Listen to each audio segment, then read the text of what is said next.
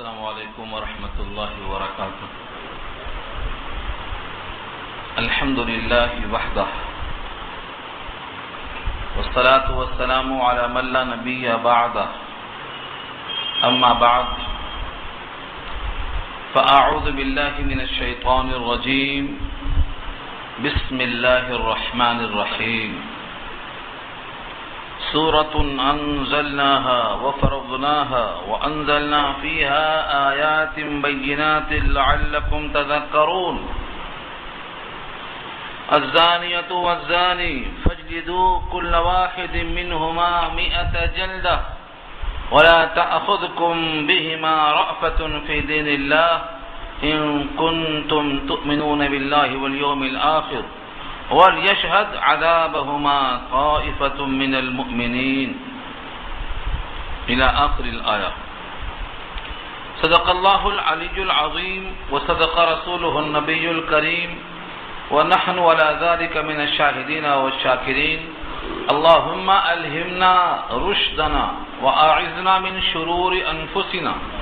اللهم وفقنا لما تحب وترضى من القول والفعل والنية.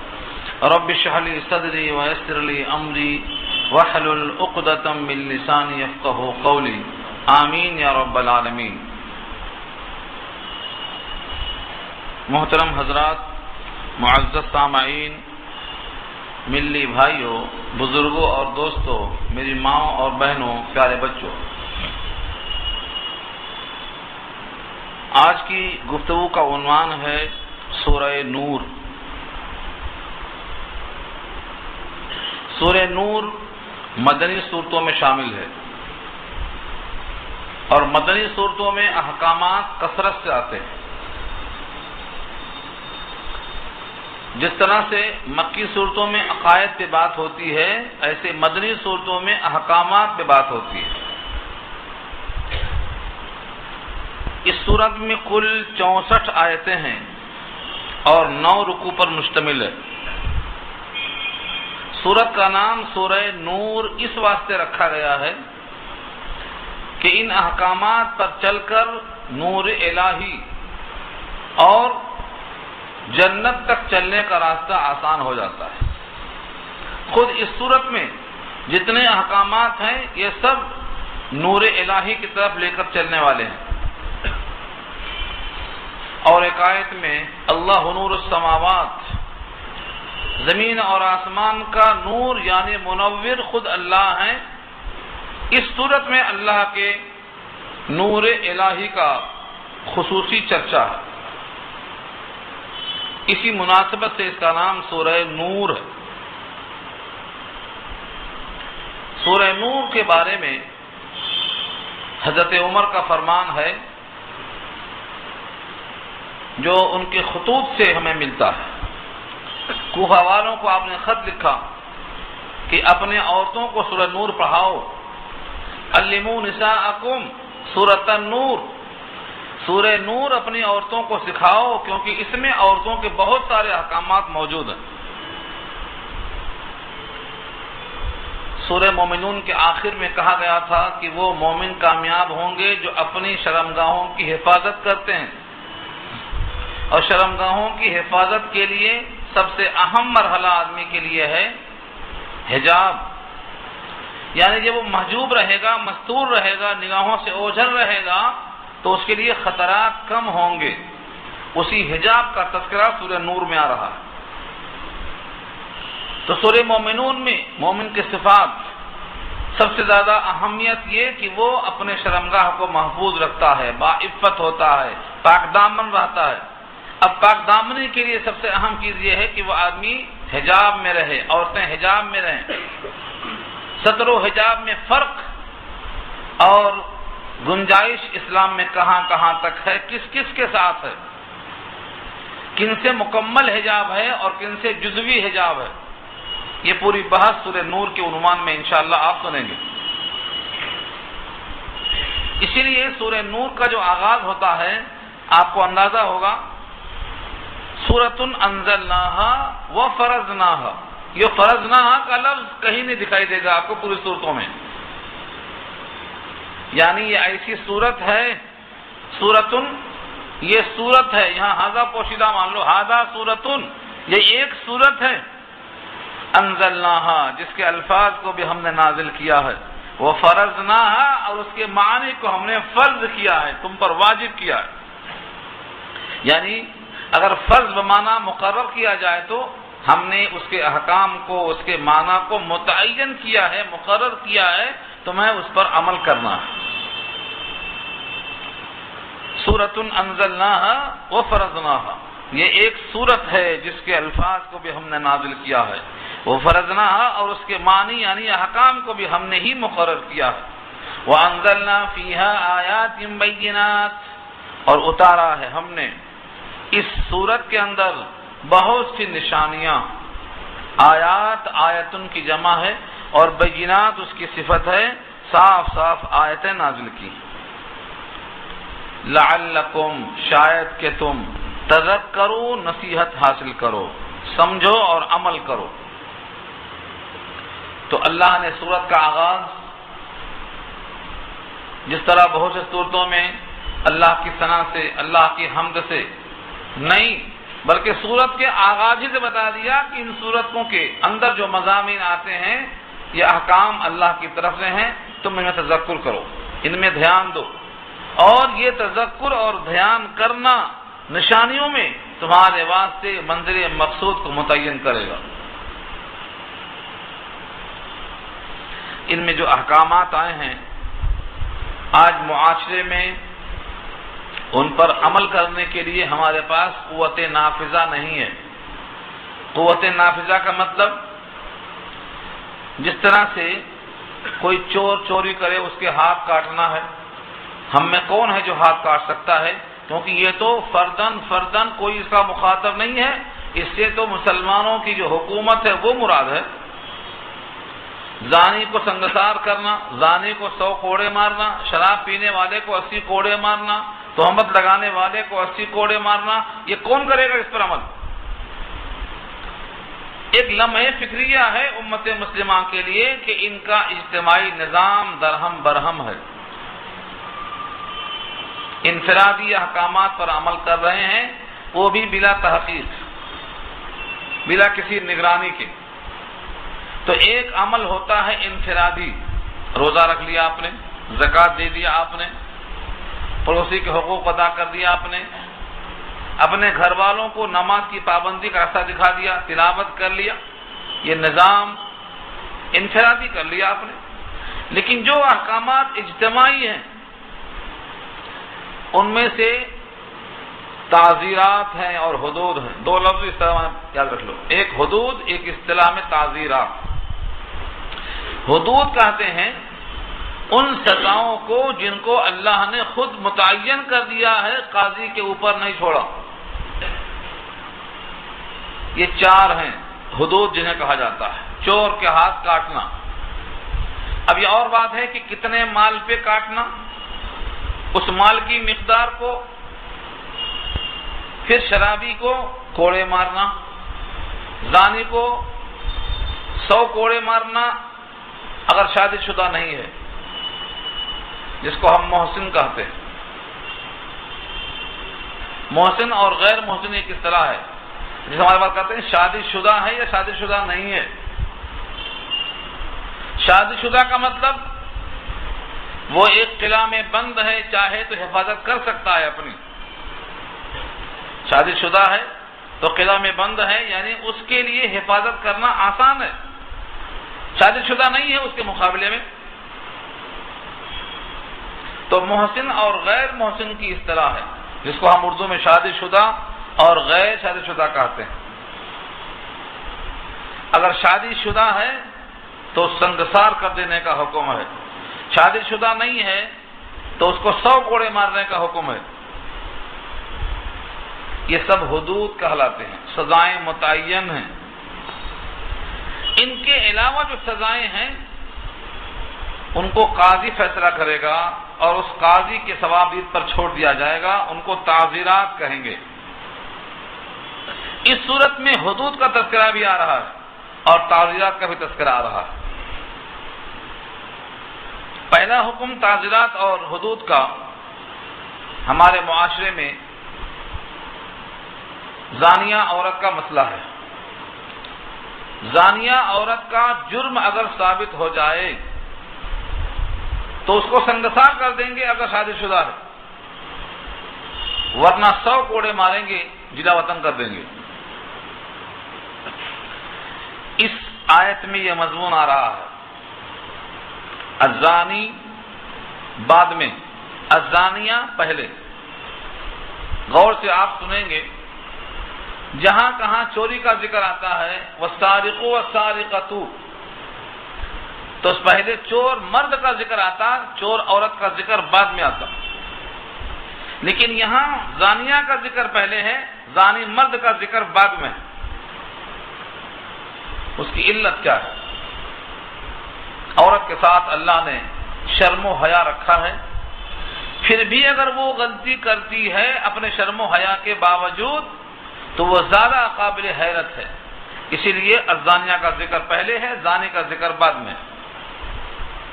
بخلاف چوری کرنے کے، وہاں اللہ تعالیٰ نے والسارق والسارقۃ میں چور کو مقدم کیا، اس لیے کہ مرد میں شجاعت ہے، بہادری ہے، کمانے کا جوہر ہے.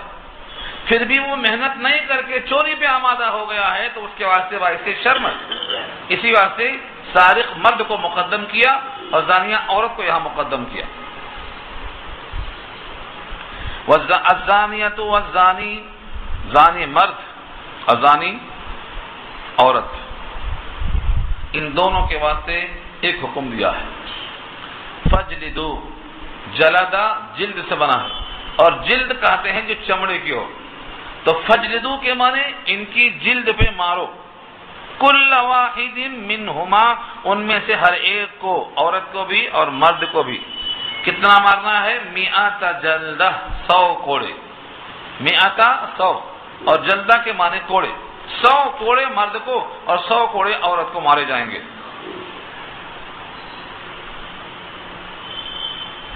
الزانیۃ والزانی فاجلدوا كل واحد منهما 100 جلدہ. اب کوئی عام آدمی جو لفظوں پہ چلتا ہے وہ کہتا ہے یہاں پر 100 کوڑے کا ذکر تو ہے لیکن یہاں پر سنگسار کا ذکر نہیں ہے. کہاں سے لائے؟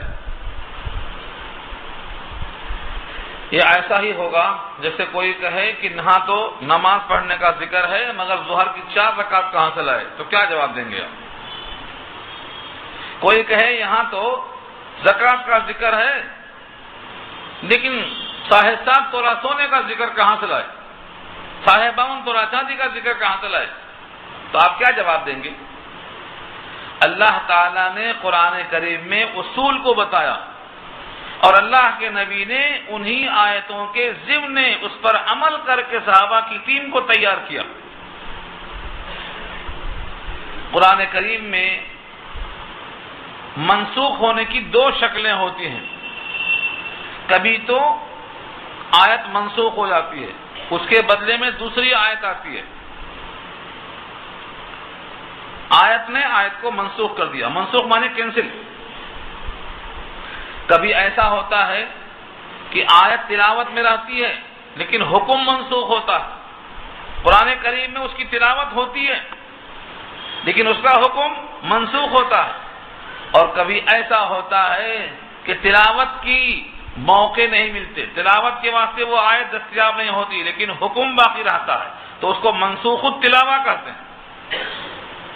اس میں سے مثال اسی کو دی جاتی ہے. پہلے یہاں موجود تھا حضرت عمر کا فرمان ہے، نبی صلی اللہ علیہ وسلم کا صحابہ کے ساتھ کئی واقعات میں عمل ہے. کیا عمل ہے؟ کہ زانی کو اگر وہ شادی شدہ ہے تو آپ نے سنگسار کر دیا. ایک عورت کا واقعہ ہے غامدیہ، مشہور ہے. غامدیہ عورت کا واقعہ ہے جس کو سنگسار کیا گیا اور یہ فرمایا کہ یہ کتاب اللہ کے مطابق فیصلہ کیا، کتاب اللہ کے مطابق فیصلہ کیا. تو سنگسار کرنے کا یہاں ذکر جب نہیں ہے اور آپ کا ارشاد یہ ہے کہ میں نے جو سنگسار کیا ہے یہ فیصلہ کتاب اللہ کے مطابق کیا ہے، تو مطلب کیا ہوا؟ یہاں پر منسوخ ہو چکی ہے وہ آیت لیکن حکم اس کا باقی ہے. اور وہ یہی ہے کہ اگر زانی مرد عورت شادی شدہ ہیں تو 100 کوڑے مارنے سے کام نہیں چلے گا، ان کو مار مار کے ہلاک کر دیا جائے گا، جس کا نام سنگسار ہے۔ سنگ مانے پتھر، سنگ کے معنی پتھر کے آتے ہیں، اور سنگسار کے معنی پتھروں سے مار مار کے ہلاک کر دینا۔ اس میں 2 قسم کے واقعے ہیں۔ سنگسار کرنے کے واقعے مشکات کے اندر موجود ہیں، غامدیہ کا واقعہ موجود ہے، اور ایک صحابی کا واقعہ مذکور ہے۔ وہ پوری بحثیں آپ کو یہاں لاؤں میں تو کئی واقعات نکلیں گے۔ ایک صحابی کا واقعہ بہت مشہور ہے، ان کو نبی صلی اللہ علیہ وسلم نے بھیجایا کہ جا کے ان کو سنگسار کر دیا جائے۔ انہوں نے خود اپنی غلطی کا اعتراف کیا۔ جب ان کو پہلا مار لگا ہے، کس چیز کا تھا؟ وہ اونٹ کی ہڈی کا تھا۔ اونٹ کی ہڈی کو جو پھینک کے مارا گیا تو ان کی پیشانی سے خون کا فوارہ نکلا، اور مارنے والے جو صحابی تھے ان کی کیفیت یہ ہوئی کہ اس پر غصہ آیا، ان کو خون کا اچھلنا، ان کے جسم پہ آنا، غصہ آیا۔ انہوں نے بھاگ کے چھوڑ کے نکل کے جانا چاہا تو ان کو پکڑ لیا گیا۔ جب یہ پوری کیفیت حضور کے پاس بتائی گئی تو آپ نے کہا کہ تم لوگوں نے ان کو چھوڑ کیوں نہیں دیا؟ اور یہ فرمایا کہ ان کی جو توبہ ہے، بخدا اگر وہ توبہ تقسیم کر دی جائے تو سارے مدینے والوں کی بخشش کے واسطے کافی ہو جائے۔ اس شان کی توبہ کی ہے انہوں نے۔ آج لوگ جرم کو چھپاتے ہیں، انہوں نے اپنے جرم کا خود نبی کے پاس پہنچ کر اظہار کیا تاکہ ہماری دھلائی یہاں ہو جائے۔ ناموں کا انکشاف نہ کرنا بھی ایک حکمت ہے۔ احادیث میں نام پورے موجود ہیں، عورتوں کے، مردوں کے، سارے محکمات موجود ہیں۔ لیکن یہ سنگسار بتانا چاہتا ہوں یہ کہ سنگسار آپ نے خود کروایا ہے۔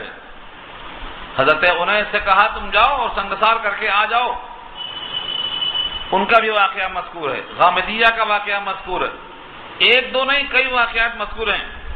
تو سنگسار کرنا اتنا متواتر تھا کہ حضرت عمر فرمایا کرتے تھے اگر مجھے اندیشہ نہ ہو کہ لوگ الزام لگائیں گے کہ قرآن کریم میں ذاتی کر دیا، اگر یہ اندیشہ نہ ہوتا تو میں اس آیت کے حاشیے پر لکھ دیتا کہ جن کی شادی ہو چکی ہے اگر پھر بھی وہ غلطی کرتے ہیں تو ان کو سنگسار کیا جائے گا۔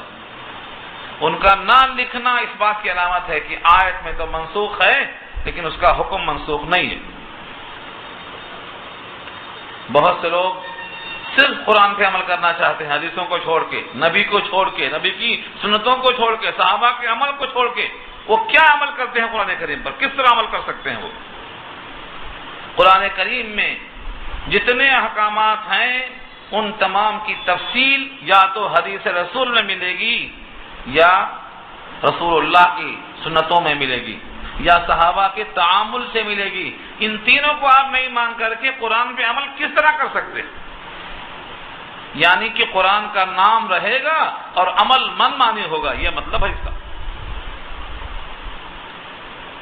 تو اس آیت میں اللہ نے صرف کوڑے کا ذکر کیا ہے، اور یہ کوڑا کس کے لیے ہے؟ البکر للبکری مئۃ جلدہ والسیب بالسیب، جتنے بھی باکرہ ہیں ان کے لیے تو 100 کوڑے کافی ہیں، لیکن جو شادی شدہ ہیں ان کے واسطے 100 کوڑے کافی نہیں ہیں، ان کے واسطے کیا ہے؟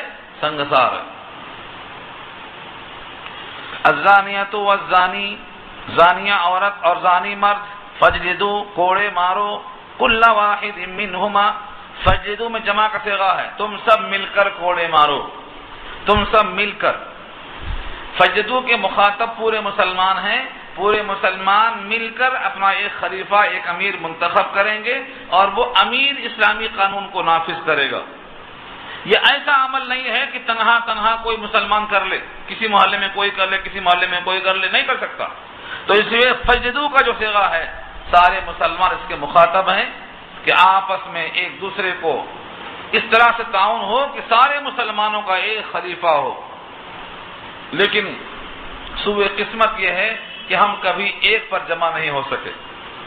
ہمارا انتشار، ہماری انانیت، ہماری خواہش نفس، ہماری دنیا طلبی اور مطلب پرستی اتنا بڑھ گئی ہے کہ ایک عقیدے پر رہنے والے، ایک کتاب کو ماننے والے، ایک رسول کو ماننے والے، ایک ہی جنت کی طلب کرنے والے یہ آپس میں دشمن بنے بیٹھے ہیں، اور دشمنوں نے ان کو ایسا تقسیم کر دیا ہے کہ اکٹھا ہونے کے قریب بھی نہیں ہے۔ کبھی ان کو تقسیم کر دیا جاتا ہے ملکوں میں، صوبوں میں، ضلعوں میں، کبھی تقسیم کیا جاتا ہے کہ تم اس صوبے کے ہیں، وہ اس صوبے کے ہیں۔ اسلام کی تقسیم ہے، یہ شیطان کی تقسیم ہے۔ یہ کالا ہے، یہ گورا ہے، یہ گورے نسل کا، یہ کالے نسل کا، نسلوں کی تقسیم اسلام کی ہے۔ جغرافیائی تقسیم، لسانی تقسیم، زبان کی تقسیم، یہ کوئی تقسیم ایسی نہیں ہے جو اسلام کی ہے۔ اسلام کی تقسیم وہ ہو جس میں بندے کو اختیار ہو، اختیار سے وہ کلمہ کفر کہہ سکتا ہے اور کلمہ ایمان بھی کہہ سکتا ہے۔ تو اسلام کی تقسیم کلمہ کفر ہے یا کلمہ ایمان ہے؟ ایمان پڑھنے والا، کلمہ پر جان دینے والا وہ مومن کا مومن بھائی ہے، اور کلمہ کفر کہنے والا وہ ہمارا دشمن ہے۔ اس لیے دشمن ہے کہ وہ اللہ کا باغی ہے، وہ اپنے مالک کو نہیں پہچانتا ہے، اور ہم مالک کے وفادار ہیں۔ جب مالک کا وفادار سامنے ہوتا ہے تو مالک کے غدار سے مقابلہ کرنا پڑتا ہے، اس وجہ سے دشمنی ہوتی ہے، وہ بھی ذات کے واسطے نہیں، اپنے ذات کے واسطے نہیں۔ تو مومن اگر اس طرح سے متحد اور متفق ہو جائے تو اسلام کے قوانین نافذ ہو سکتے ہیں، لیکن آج یہ امکان نظر نہیں آتا ہے۔ لوگوں نے ٹکڑے ٹکڑے کر دیا ہے، مسلمانوں کی خلافت کو پارا پارا کر دیا ہے۔ اب ان کا پھر سے جمع ہونا بہت ہی ممکن نظر نہیں آتا جب تک کہ اللہ کی خصوصی رحمت نہ ہو۔ دلوں کا جوڑنا یہ اللہ کی رحمت ہے۔ تو بہرحال یہاں ایک حکم ہے، اس حکم پر عمل کرنے کے واسطے اسلامی خلافت ضروری ہے، یہ افراد کے واسطے نہیں ہے۔ اب یہ نہ کہیں کہ ہم تو فارغ البال ہو گئے، ہمارے ذمہ یہ کام ہی نہیں ہے۔ ہمارے ذمہ کم سے کم دعا کرنا ہے کہ اللہ مسلمانوں کو ایک خلیفہ پر متفق کر دے۔ یہ تو دعا کر سکتے ہیں ہم، اس کے حق میں ہم دعا گو ہونا چاہیے۔ الزانیۃ والزانی فجلدوا کل واحد منہما 100 جلدہ، زانیہ عورت اور زانی مرد کوڑے مارو، ان میں سے ہر ایک کو 100 جلدہ 100 کوڑے، 100 درے مارو جو چمڑے کا ہوتا ہے۔ اب بسا اوقات ان پہ رحم آتا ہے، ہمدردی آتی ہے، ان کو دیکھ کر دل میں خیال آتا ہے کہ اتنی شدید سخت سزائیں کیوں ہیں۔ یورپ اسلام پر اعتراض کرتا ہے ان سزاؤں کو دیکھ کر کہ مسلمانوں کے پاس سزائیں بڑی وحشیانہ ہیں۔ ایک چھوٹی سی غلطی پہ سزا، اتنی بڑی سزا کہ پتھروں سے مار مار کے ہلاک۔ اور شاید آپ کو یہ ذہن میں آئے، اگر کسی نے کسی کو قتل کر دیا ہے، قتل کر دیا اور اس کے ورثہ اس کو معاف کر دیں تو قصاص ٹل جائے گا۔ لیکن اگر کسی نے کسی کے ذریعے سے یہ غلطی کی ہے، زنا کیا ہے، اور ورثہ اس کو معاف کر دیں تب بھی اس کو سنگسار کیا جائے گا، سزا معاف نہیں ہوگی۔ فرق سمجھ میں آ رہا ہے؟ اسلام میں بے حیائی کو برداشت نہیں کیا گیا ہے۔ کسی کو قتل کر دیا گیا اور اس کے ورثہ معاف کر دیں، یوں ہی معاف کر دیں یا دیت لے کر معاف کر دیں تو قصاص ٹل سکتا ہے۔ لیکن اگر زنا کر لیں، شادی شدہ جوڑے، اور ورثہ معاف کر دیں تو بھی وہ زنا کی وجہ سے سنگسار کو ٹال نہیں سکتے۔ اتنا بڑا فرق ہے۔ اسی کو لے کر یورپ والے اچھالتے ہیں کہ اسلام میں دیکھو قتل کر دیا تو معاف ہو سکتا ہے، لیکن زنا کر دیا تو معاف نہیں ہو سکتا۔ در حقیقت دیکھنے میں بہت آسان ہے، لیکن زنا کا ارتکاب انسانیت کا قتل ہے، حیا کا قتل ہے۔ اللہ تعالیٰ نے جو بندے کو شرافت اور خلافت دی ہے، جو اعزاز بخشا ہے، اس اعزاز کا قتل ہے۔ اور دنیا میں جتنے قتل ہوتے ہیں، جتنے فساد خونریزیاں ہوتی ہیں، اگر آپ اس کی تحقیق کریں گے تو کوئی نہ کوئی عورت نکلے گی اس کی جڑ میں جہاں سے فساد شروع ہوا ہے۔ ہر قتل کے پیچھے، ہر فساد کے پیچھے ہر خوریزی کے پیچھے کوئی نہ کوئی خاتون آپ کو ملے گی. اسی لیے اور اس کی وجہ سے انسان کا نسب سب غیر محفوظ ہو جاتا ہے. زنا کرنے والوں کو پتہ نہیں چلتا ہے یہ کہ اس میں کتنے زنا کر چکا ہے اور کون اس کی بہن ہے، کون اس کی ماں ہے، کون اس کی بیٹی ہے، پتہ نہیں چلتا. چنانچہ آج ہر یورپ میں جا کر دیکھ لو، ان کی نسلوں کو پتہ نہیں ہے کہ بیٹی کون ہے، کیونکہ نکاح سے جس طرح رشتہ قائم ہوتا ہے ایسا ہی زنا کرنے سے بھی قائم ہو جاتا ہے وہ نسب، جس کا نام ہے حرمت مصاہرت. اگر کسی نے کسی سے زنا کر لیا، اگرچہ نکاح نہیں ہوا ہے، تو بھی اب اس کی بیٹی سے نکاح نہیں کر سکتا. کیوں؟ زنا سے بھی حرمت مصاہرت ثابت ہوتی ہے. اب مجھے بتاؤ کہ جس ملک میں زنا اتنا عام ہو چکا ہے وہاں کیسے معلوم ہوتا ہے کہ کون اس میں بہن ہے، کون بیٹی ہے، کون ماں ہے؟ اس طرح سے اگر کوئی ان سے نکاح کر لے جو حرمت مصاہرت کے باوجود منع ہے آپ کے لیے، تو یہ اس سے زیادہ شدید جرم ہے. اسی واسطے اللہ نے قرآن کریم میں زانی کو جب شادی شدہ ہو تو جینے کا حق نہیں رکھا ہے، اسے سنگسار کر دینے کا حکم ہے تاکہ نسب باقی رہے، نسب محفوظ رہے اور بے حیائی کا ارتکاب ختم ہو جائے. جب قومیں اس کو نہیں مانتی ہیں تو اللہ کی طرف سے عذاب آتا ہے. ایڈز کا عذاب یہ عذاب ہی ہے، جب تک آنکھ نہ کھلے تب تک بیماری کہہ لو، جس دن آنکھ کھل جائے گی اس کو اللہ کا عذاب مان لینا. یہ اللہ کا عذاب ہے. اگر اللہ کی حرمت کو نہیں مانو گے تو اللہ ایسا عذاب دے دیں گے کہ تم کو موت خود آ جائے گی اس بیماری کو. آج کتنے انسان ہیں جو ایڈز کا شکار ہیں اور اس میں تقریباً وہی لوگ ہیں جن کی جنسی بے راہ روی کھلم کھلا چل رہی ہے. اس لیے اللہ فرماتے ہیں ان کو کوڑا مارنے میں رحم نہیں کھانا. مطلب یہ ہے وَلَا تَأْخُذْكُمْ بِهِمَا رَأْفَةٌ فِي دِينِ اللَّهِ، اللہ کے دین کے قائم کرنے میں، اللہ کے دین کے معاملے میں ذرا رحم نہ آنا چاہیے.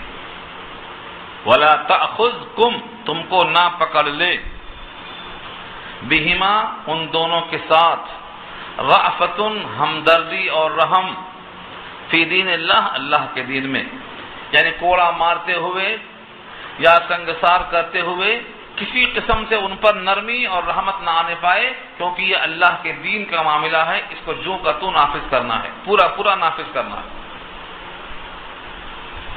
ان کنتم تؤمنون باللہ والیوم الآخر، اگر ہو تم ایمان والے، اگر تم ایمان رکھتے ہو اللہ پر اور یوم آخرت پر، تو تمہارے ذمہ لازم ہے کہ اللہ کا حق، اللہ کا قانون نافذ کرتے ہوئے تم کو ذرہ برابر معاملے میں رحم دلی نہ آنا چاہیے. اب کوئی کہے کہ بھائی جب اس معاملے میں رحم کھانا منع ہے تو ہم نہیں جائیں گے، ہم گھر میں بیٹھ جائیں گے. اگر ہم جائیں گے تو دل میں رحم آ جائے گا. اللہ فرماتے ہیں کہ اس معاملے میں جب کوڑا مارا جائے یا سنگسار کیا جائے تو مسلمانوں کا ایک بہت بڑا گروہ اس کا مشاہدہ آنکھوں سے کرے تاکہ دوسروں کو عبرت حاصل ہو.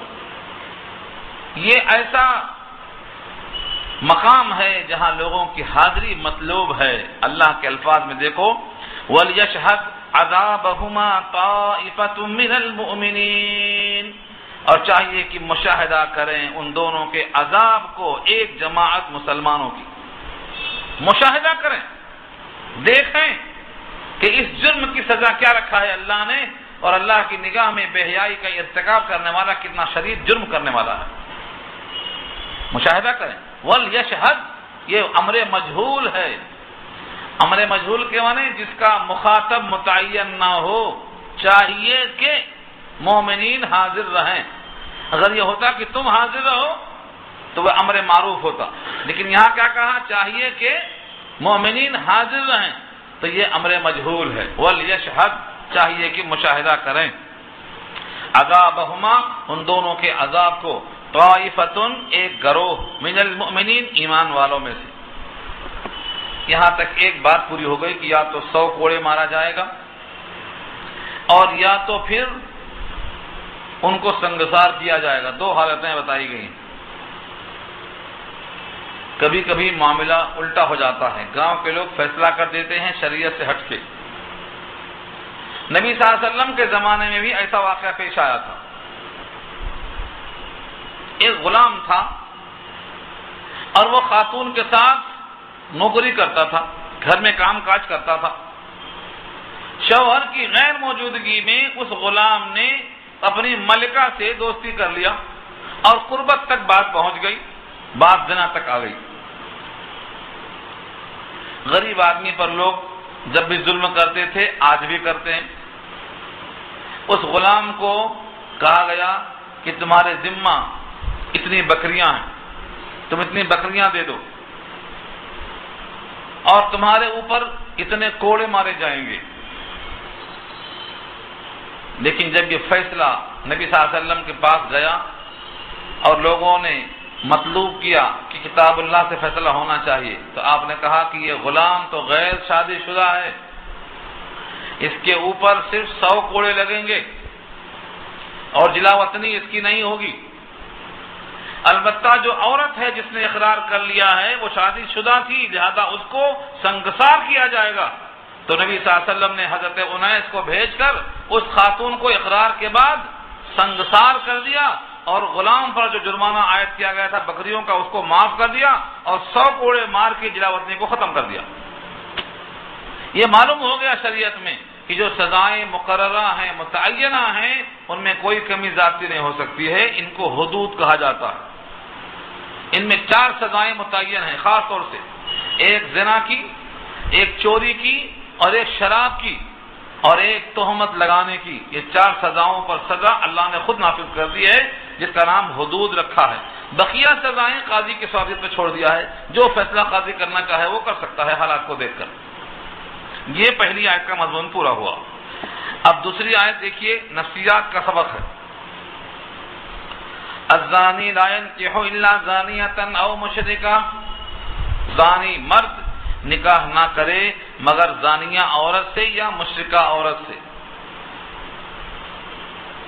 والزانیۃ لا ينكحها الا زان او مشرک، اور زانیہ عورت نکاح نہ کرے مگر زانی سے اور مشرک سے یا مشرک سے.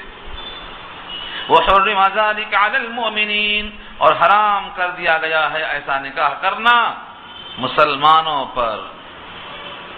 وحرم ذلك على المؤمنین، ایمان والوں پہ حرام کر دیا گیا ہے. ترجمہ بہت ظاہر ہے لیکن آپ کے ذہن میں کئی اشکالات آ سکتے ہیں اور اس آیت پر اشکالات کیے گئے ہیں اس لیے کہ مومن کا مومن سے نکاح بہرحال درست ہے چاہے وہ کتنا ہی گناہگار ہو، لیکن مومن کا نکاح مشرک سے نہیں ہو سکتا اور مشرک کا نکاح مومن سے نہیں ہو سکتا، یہ بات طے ہے. لیکن یہاں اللہ تعالیٰ نے مشرکہ کو زانیہ کے ساتھ جوڑ دیا اور مشرک کو زانی کے ساتھ جوڑ دیا. کیا دونوں میں تعلق ہے؟ مشرک شرک کرنے والا، ایک سجدہ گاہ میں سکون نہیں آتا، کئی سجدہ گاہوں میں سجدہ مارنے والا مشرک کہلاتا. اور زانیہ جس کو ایک بستر پہ تسکین نہیں ہوتی ہے، کئی شوہروں کی تلاش کرتی ہے. اور اگر زانی مرد ہے تو ایک جگہ اس کو سکون نہیں آتا ہے، وہ کئی جگہ تسکین کے واسطے پھرتا رہتا ہے. تو یہ بھی در بدر مارا پھرتا ہے اور وہ بھی در بدر ٹھوکریں کھاتا پھرتا ہے. یہ دونوں ہرجائی ہیں، ان کی ایک جائی سے نہیں بنتی. یہ اپنے عقیدے کے لحاظ سے ہرجائی ہے، وہ اپنے جنس کے لحاظ سے ہرجائی ہے. اسی واسطے مومن پر یہ دونوں قسمیں حرام ہیں. مومن نہ مشرک کو پسند کر سکتا ہے نہ مشرکہ کو پسند کر سکتا ہے. مومن نہ زانی کو پسند کرتا ہے نہ زانیہ کو پسند کرتا ہے. یہ دونوں اللہ کے مجرم ہیں، ایک عقیدے کا مجرم ہے، ایک عمل کا مجرم ہے. اس آیت میں دونوں کو پیش کیا گیا ہے. صرف شدت بیان کی گئی ہے. حقیقت تو یہ ہے اگر کوئی مرد زانیہ سے نکاح کر لے تو نکاح ہو جائے گا لیکن مشرکہ سے نہیں ہوگا. اگر آپ کسی مشرکہ سے نکاح کریں گے تو نکاح ہی نہیں ہوگا، نکاح ہی باطل ہے. لیکن زانیہ سے نکاح کریں گے تو ہو جائے گا. لیکن یہاں اللہ نے کہا ہے کہ ایمان والوں پر یہ نکاح حرام ہے. پھر کیا مطلب ہو جانے کا؟ اصل تفصیل یہ ہے اس کی کہ مومن غیور ہوتا ہے، مومن غیرت والا ہوتا ہے. مومن کو یہ بات پسند نہیں آتی کہ اس کی بیوی کسی اور مرد کے پاس جائے. اگر کسی انسان کو اس میں غیرت نہیں آتی تو وہ غیور انسان نہیں ہے، وہ دیوس ہے. اس کو حدیث دیوس کہا گیا ہے. دیوس کے معنی بالکل لا خیرہ، بے غیرت، بے شرم. جس طرح اللہ تعالیٰ نے مثال دے کے بتایا ہے، کئی آیتیں ہیں، کئی حدیثیں ہیں. ایک صحابی فرماتے ہیں کسی واقعے میں نبی صلی اللہ علیہ وسلم نے ان کے غیرت کو ابھارنے کے لیے ایک مثال دے کے بتایا. ہم نے سورہ فاتحہ کے درس میں یہ مثال دی تھی، آپ کو یاد ہوگی. اگر تم میں سے کوئی شخص اپنے بیوی کے ساتھ غیر مرد کو پائے تو کیا کرے گا؟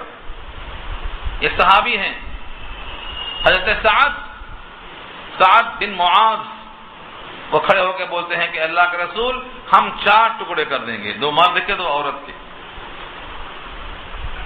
فرمایا نبی صلی اللہ علیہ وسلم نے، اے سعد یہ تمہاری غیرت ایمانی ہے، یہ تمہاری غیرت ایمانی ہے کہ تم اس چیز کو دیکھ کر برداشت نہیں کر سکو گے. لیکن سنو، انا اغیر منکا، میں تم سے بھی زیادہ غیرت مند ہوں. اور آگے فرمایا واللہ اغیر منی، اور اللہ مجھ سے زیادہ غیرت مند ہے. جب کوئی بندہ یا بندی اپنی پیشانی کو اللہ کے غیر کے سامنے سجدہ کر دیتا ہے تو اللہ کو ایسے ہی جلال آتا ہے. یہ تمثیل دیکھو کدھر سے بات کدھر جا رہی ہے، جنس کی طرف سے بات جا رہی ہے، جنسیت کی طرف سے. کوئی شوہر اپنی بیوی کے ساتھ غیر مرد کو برداشت نہیں کرے گا. یہ غیرت ہے، یہ حمیت ہے. اور یہ غیرت نبی نے اپنی مثال دیتے ہوئے پھر اللہ تک پہنچایا. اللہ شرک کو اتنا ناپسند کرتے ہیں. اب ان آیتوں میں آپ غور کر لیں تو بات سمجھ میں آ جاتی ہے کہ اللہ کی نگاہ میں جتنا شرک ناپسندیدہ ہے، مومن کی نگاہ میں زنا اتنا ہی ناپسندیدہ ہونا چاہیے.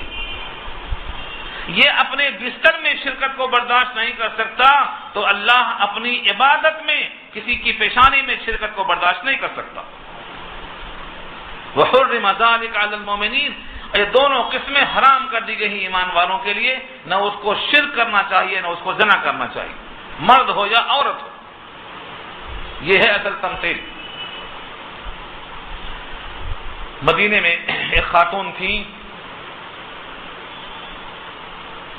جن کے ساتھ کچھ لوگ ملوث تھے، بہت حسین تھی. انہوں نے کہا کہ میں کیا کروں، یہ میرا پیشہ ہے اور میں مجبور ہوں، اگر کوئی میرا خرچہ برداشت کر لے تو میں نکاح کر لیتی ہوں. تو ایک صاحب نے کہا کہ ٹھیک ہے، اس کو گناہ سے بچانے کے لیے کم سے کم نکاح کر لیں گے اس سے. لیکن نبی صلی اللہ علیہ وسلم نے اس کو منع فرمایا کہ یہ عورت نکاح کرنے کے بعد بھی اپنی حرکت سے باز نہیں آئے گی. اور مومن کے لیے ایسی عورت کو نکاح میں رکھنا دیوسیت ہے، اس کو آپ برداشت نہیں کر سکتے. اس موقع پر یہ آیت نازل ہوئی کہ ایسی فاحشہ عورتوں سے آپ نکاح نہیں کر سکتے. یہ ہے پس منظر. الزانی لا ينكح الا زانیۃ، زانی مرد نکاح نہ کرے مگر زانیہ سے، او مشرکۃ یا مشرکہ سے. دونوں ہرجائی ہیں، دونوں کی باہم نبھ سکتی ہے، لیکن مومنہ اور مومن پر دونوں برداشت نہیں ہو سکیں گے. والزانیۃ لا ينكحها الا زان او مشرک، اور زانیہ عورت نہیں نکاح کرتا ہے اس سے کوئی مگر زانی مرد. گویا زانیہ سے زانی ہی نکاح کر سکتا ہے، او مشرکون یا مشرک نکاح کر سکتا ہے. وحرم ذلک علی المؤمنین، اور یہ دونوں قسمیں ایمان والوں پر حرام قرار دے دی گئی ہیں. اب یہاں پر نحوی صرفی بہت سی پہلی بحثیں ہیں جو عوام میں نہیں چھیڑ سکتا. حرم ذالکا، ذالکا کا اشارہ کدھر ہے؟ بعض نے کہا نکاح مومن پہ حرام ہے، مشرکہ سے بھی اور زانیہ سے بھی. لیکن سیاق و سباق بتاتا ہے اگر کوئی زانیہ سے نکاح کر لیتا ہے تو نکاح تو ہو جائے گا، لیکن ایک شرط پر کہ وہ توبہ کر لے ہمیشہ کے لیے کہ اس گندے کام میں اب شریک نہیں ہوگی. اگر دوبارہ اس نے وہ کام کیا تو پھر اس کو طلاق دینا چاہیے، رکھنا نہیں چاہیے. اگر اس کے اس غلط کام پر بھی وہ راضی ہے تو اس نے اپنے ایمان کو خراب کر لیا.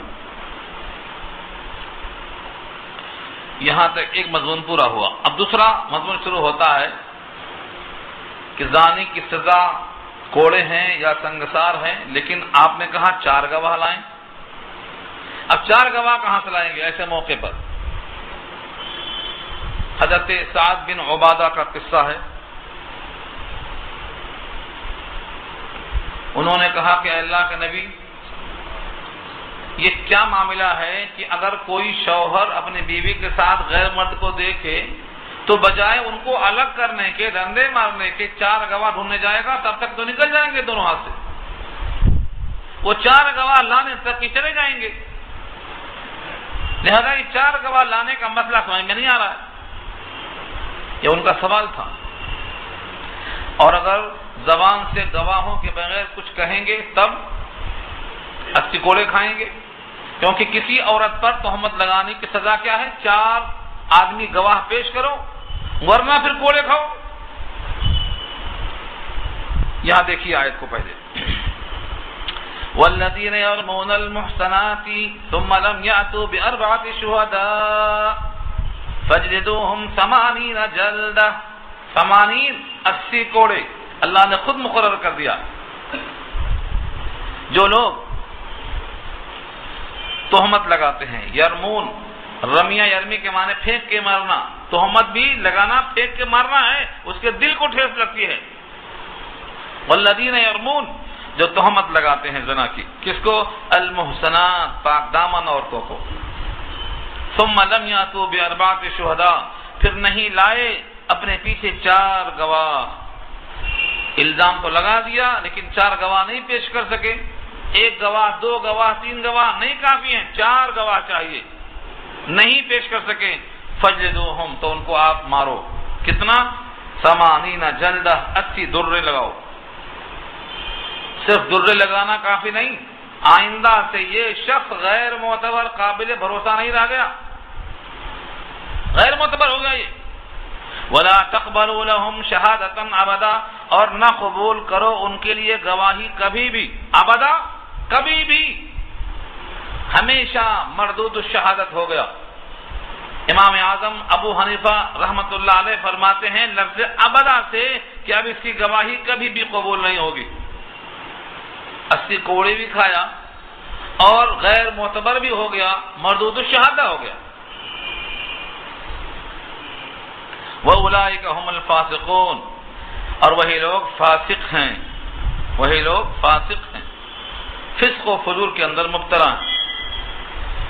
إِلَّا الَّذِينَ تَابُوا مِن بَعْدِ ذَلِكَ، مگر وہ لوگ جو توبہ کر لیے اس واقعے کے بعد، وَأَصْلَحُوا، اور اپنی اصلاح کر لیا، فَإِنَّ اللَّهَ غَفُورٌ رَحِيمٌ، تو بے شک اللہ غفور الرحیم ہے، یعنی مغفرت کرنے والا، رحمت کرنے والا ہے۔ اب الا الذین تابوا میں جو استثناء آیا کہ ان کی گواہی معتبر نہیں، ان کو 80 کوڑے مارو، یہ فاسق ہیں، سوائے ان کے جو توبہ کر لیے، تو سوائے ان کے جو توبہ کر لیے، یہ استثناء کس چیز سے؟ فرمایا کوڑے سے استثناء نہیں ہے، وہ تو 80 کوڑے کھائیں گے ہی، توبہ کرنے چاہے نہ توبہ کریں، اور ان کی گواہی معتبر نہیں ہوگی، ہمیشہ غیر مقبول رہیں گے۔ صرف استثناء کس سے ہے؟ وَأُولَٰئِكَ هُمُ الْفَاسِقُونَ سے ہے کہ وہ لوگ فاسق ہیں، اب توبہ کر لیں، اصلاح کر لیں تو ان کا فاسق ہونے کا لیبل ختم ہو جائے گا، لیکن 80 کوڑے ختم نہیں ہوں گے اور گواہی قابل اعتبار نہیں ہوگی۔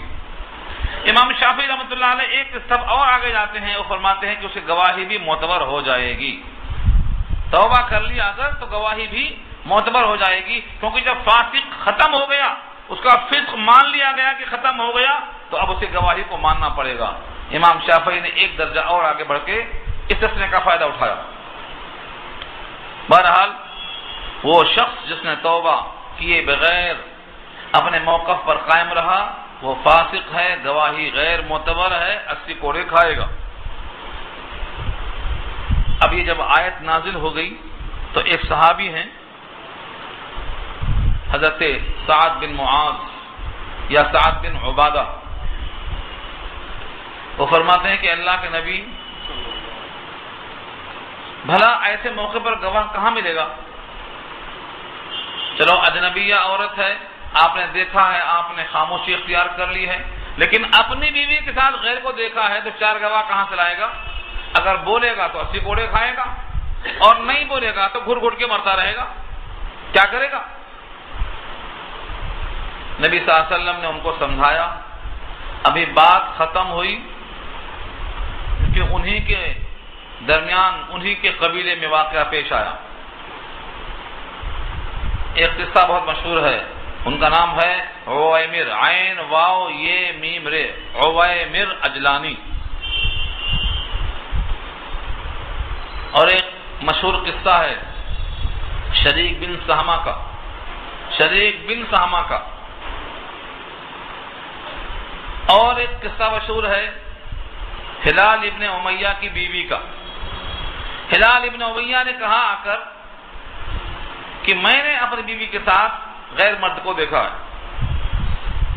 نبی صلی اللہ علیہ وسلم قریب تھا کہ فیصلہ فرما دیں کہ یا تو تم 4 گواہ لاؤ ورنہ ڈنڈے کھاؤ، تمہاری پیٹھ پہ برسیں گے کوڑے. البینۃ، یا تو بینہ پیش کرو ورنہ کیا ہوگا، تمہارے پیٹھ پہ 80 درے پڑیں گے. ہلال ابن امیہ رو رہے تھے اور کہہ رہے تھے کہ میں بے قصور ہوں اور سچا ہوں، مجھے یقین ہے کہ اللہ مجھے اس مصیبت سے باہر نکالیں گے. ان کے بارے میں یہ آیت نازل ہوئی. عام طور سے کیا ہوتا، اگر کوئی اجنبی عورت کو اجنبی مرد کے ساتھ دیکھتا ہے تو آدمی خاموش ہو بھی سکتا ہے، لیکن اگر اپنی بیوی کے ساتھ دیکھتا ہے تو کس طرح خاموش ہوگا؟ اور پھر 4 گواہ کہاں سے لائے گا؟ 4 گواہ نہ ملنے کی شکل میں کیا ہوگا؟ 80 کوڑے کھائے گا. اہل یورپ کا یہاں بھی کئی سوال ہے، کئی اعتراضات ہیں. وہ کہتے ہیں اسلام میں جو سزا ہے اتنی سخت ہے لیکن ثابت کرنا اتنا ہی مشکل ہے. 4 گواہ جنہوں نے آنکھوں سے دیکھا ہو، چشمدید گواہ، 4 گواہ کہاں مل سکیں گے؟ اگر 4 گواہ نہیں ہے تو 80 کوڑے کھانا پڑے گا. یہاں پر یہ بات سمجھ لو کہ اگر 4 گواہ نہیں ہیں تو آپ زنا کا الزام مت لگاؤ. ہاں یہ کہو کہ ہم نے غیر اخلاقی حرکت میں مبتلا ہوتے ہوئے دیکھا ہے. 80 کوڑے نہیں کھائیں گے آپ. 80 کوڑے تو اس وقت ہیں جب زنا کی تہمت لگائی جائے. اگر یہ کہا جائے کہ 2 اجنبیہ کو دیکھا، دونوں نے غیر اخلاق حرکتوں میں اپنے آپ کو مبتلا رکھا، تو اب قاضی ان کو چھوڑ نہیں دے گا. قاضی سزائیں دے گا لیکن 80 کوڑے نہیں مارے گا، سنگسار نہیں کرے گا، جو مناسب ہوگا سزائیں دے گا. تو اس طرح سے غیر مرد کو غیر عورت کے ساتھ اگر کوئی بات نامعقول ہے، ان کے اخلاق کی اصلاح اس طرح کی گئی ہے. اب رہا سوال اپنی بیوی کا. اگلی آیت نازل ہوئی اسی قصے میں، ہلال ابن امیہ کے قصے میں نازل ہوئی اور شریک بن سہمہ کے بارے میں آئی. والذین یرمون ازواجهم ولم یکن لهم شهداء الا انفسهم فشهادة احدهم 4 شهادات بالله انه لمن الصادقین. ان میں جو حکم آیا ہے اس کا نام ہے لعان، لام عین الف نون. لعان کا حکم انہی 4 آیتوں سے لگا. عورت پہ شوہر نے الزام لگایا، عورت کو بلایا جائے گا، شوہر کو بلایا جائے گا. شوہر سے کہا جائے گا تیرے پاس کوئی گواہ ہیں؟ گواہ نہیں ہے.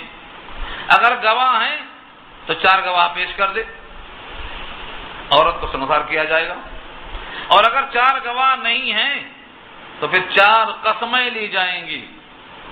4 قسموں میں کیا کہے گا کہ میں سچا ہوں، یہ عورت جھوٹی ہے. اور 5ویں میں کہے گا اگر میں جھوٹا ہوں تو مجھ پر اللہ کی لعنت ہو. ایسے ہی 4 قسمیں عورت کھائے گی اور 5ویں میں کہے گی اگر میں جھوٹی ہوں تو مجھ پہ خدا کا غضب ہو. وہ لعنت کا لفظ نہیں کہے گی، غضب کا لفظ کہے گی. اس کی علت لکھا ہے کہ عام طور سے عورتیں لعنت کرتی رہتی ہیں، تو لعنت کے الفاظ کثرت سے استعمال کرتی ہیں تو ان کو لعنت سے ڈر نہیں لگتا. ان کے واسطے لفظ چینج کر کے غضب کہا گیا. اگر میں جھوٹی ہوں تو مجھ پہ خدا کا غضب ہو، تو غضب کے لفظ سے وہ ڈر جاتی ہیں. ان 4 آیتوں میں یہ مضمون آ رہا ہے. دیکھیے، والذین یرمون، اور جو تہمت لگائیں، ازواجہم، اپنے منکوحہ بیویوں کو، ولم یکن لہم، اور نہ ہو ان کے لیے، شہداء، کوئی گواہ، الا انفسہم، مگر اپنی جان، اپنی ذات سے انہوں نے دیکھا ہے، آنکھوں سے، کوئی گواہ موجود نہیں ہے۔ فشہادت احدہم 4 شہادات باللہ، تو چاہیے ان میں سے ہر ایک کی گواہی 4 گواہیاں اللہ کے ساتھ قسمیں کھاتے ہوئے 4 گواہیاں دیں، اللہ کی قسم کھا کر کیا کہیں؟ انہ لمن الصادقین، کہ بے شک وہ سچوں میں سے ہے، میں نے سچ کہا ہے، قسم کھا کر اپنے سچا ہونے کا ثبوت فراہم کرے۔ اور 5ویں قسم اس طرح کھائے، والخامسۃ، اور 5ویں قسم، ان لعنت اللہ علیہ، بے شک اللہ کی لعنت ہے اس کے اوپر، ان کان من الکاذبین، اگر وہ جھوٹوں میں سے ہے، اگر جھوٹوں میں سے ہے تو خدا کی لعنت ہو، یوں کہے گا۔ اب عورت کو بلایا جائے گا، عورت سے پوچھیں گے، اگر وہ اقرار کر لیتی ہے تو سنگسار ہوگا، اور بچہ اسی عورت کی طرف منسوب ہوگا، باپ کی طرف منسوب نہیں ہوگا۔ عورت انکار کرتی ہے تو انکار کرنے کی پاداش میں سزا ٹل جائے گی، لیکن ان قسموں کے ساتھ، وَيَدْرَؤُ، درآ یدرؤ، جس کے معنی آتے ہیں ٹال دینا، وَيَدْرَؤُ عَنْهَا الْعَذَابَ، عورت کی طرف سے سزا ٹل جائے گی، چاہے حبس کی سزا ہو یا حد زنا ہو، ٹل جائے گی۔ ان تشہد 4 شہادات باللہ، کہ وہ قسمیں کھائے 4 قسمیں اللہ کے ساتھ، کہ انہ لمن الکاذبین، کہ اس کا شوہر جھوٹوں میں سے ہے، یہ قسم 4 کھائے گی کہ شوہر جھوٹوں میں سے ہے۔ اور 5ویں قسم کھائے گی، والخامسۃ ان غضب اللہ علیہا، اور 5ویں بار کہے گی کہ اللہ کا غضب ہے اس عورت پر، ان کان من الصادقین، اگر شوہر سچوں میں سے ہے، اگر شوہر سچا ہے تو عورت پر خدا کا غضب ہو، یعنی گویا ایک دوسرے پر یہ لوگ اللہ کی لعنت طلب کریں گے، اللہ کا غضب طلب کریں گے۔ اتنی شدید قسم کھانے کے بعد دونوں کے درمیان افتراق ہو جائے گا، جس کا نام لعان ہے۔ لیکن یہ عورت اب بھی دوسرا نکاح نہیں کر سکتی ہے، یا تو شوہر کہہ دے کہ تجھ کو میں نہیں رکھتا، یا پھر قاضی دونوں کے درمیان نکاح کی تفریق کر دے اور عدت پوری ہو جائے، اب عورت دوسرا نکاح کر سکتی ہے۔ ان تمام احکامات میں ہمارے لیے چند باتیں بہت اہم ہیں کہ ایسے حالات اگر آج پیش ہوتے ہیں تو محکمہ شریعہ ہوں یا دارالقضا ہوں، چونکہ اسلامی حکومت نہیں ہے کہ تعزیرات قائم کر دی جائیں، لیکن جتنی چیزیں بطور مشورے کے اسلام پر عمل کرنے کے سلسلے میں ہم کو چاہیے کہ ایسے مواقع پہ ہم رجوع ہوں۔ یہ اللہ کا فضل ہے، اگر اللہ کا فضل نہ ہوتا اور تم پر اللہ کی رحمت نہ ہوتی اور اللہ بہت معاف کرنے والے نہ ہوتے تو اتنے راستے تمہارے واسطے نہ بتاتے، قسموں کا راستہ، صفائی کا راستہ، لعان کا راستہ، کیونکہ آدمی گھٹ گھٹ کے مرتا رہتا کہ عورت کے ساتھ غیروں کو دیکھا، اب کیا کر سکتا ہے؟ اگر 4 گواہ نہیں ہیں تو گھٹتا رہے گا۔ آج کل کے ماحول میں طلاق کثرت سے ہوتی ہے انہی شبہات کی بنیاد پر۔ شریعت کی نگاہ میں یہ تمام راستے ہیں، لیکن ان راستوں کو نہ جاننے کی وجہ سے لوگ ادنا باتوں پر، بلکہ آج کل تو مال نہ لانے پر یا مال کا تقاضا نہ پورا کرنے پر طلاق ہو رہی ہے۔ تو اللہ سے ہی شکوہ ہے کہ اللہ اسلام جن کو دے چکا ہے ان کو صحیح ایمان دے کہ وہ آخرت کی فکر کرنے والے بن جائیں۔ یہ تو صرف اللہ کی رحمت ہے۔ وَلَوْلَا فَضْلُ اللَّهِ عَلَيْكُمْ، اگر نہ ہوتا اللہ کا فضل تم پر، یعنی مردوں پر، عورتوں پر، وَرَحْمَتُهُ، اور اس کی رحمت، وَأَنَّ اللَّهَ تَوَّابٌ حَكِيمٌ، اور بے شک اللہ توبہ قبول کرنے والے اور حکمت کرنے والے ہیں۔ اس عورت کا واقعہ جو پیش آیا، ہلال ابن امیہ کی بیوی کو حضور نے بلایا، ہلال نے قسم کھا لی اس کے مطابق، ان کی بیوی کو بلایا، اس نے بھی قسم کھایا۔ جب 4 قسم کھایا اور 5ویں قسم کھانے گئی تو تھوڑا رک گئی۔ آپ نے کہا دیکھو سوچ لو، 5ویں پر خدا کے غضب کی حقدار بن جاؤ گی اور وہ بھی جہنم کا ایندھن ہوگا۔ کچھ دیر تک وہ رک گئی، ٹھٹک گئی، پھر اس نے کہا کہ میں اپنی قوم کو ہمیشہ کے واسطے رسوا نہیں کروں گی، یہ کہہ کر 5ویں قسم کھا لی۔ عورت نے جو قسم کھا لیا دنیا کی رسوائی سے بچ گئی، لیکن اللہ کا غضب ہو، اگر میرا شوہر سچا ہے جو کہہ گئی ہے، ایک معنی میں اللہ سے غضب کو مانگ گئی ہے، تو جھوٹ بول کر آدمی بچ جاتا ہے، دنیا کے سزاؤں سے بچ جاتا ہے، لیکن سزاؤں میں دنیا کی سزا بڑی ہلکی ہوتی ہے، اصل سزا تو آخرت کی ہے۔ اس لیے بندے کو ہمیشہ آخرت کا یقین ہونا چاہیے۔ جب تک آخرت کا یقین نہیں ہوگا، بندہ ان گناہوں سے نہیں بچ سکتا۔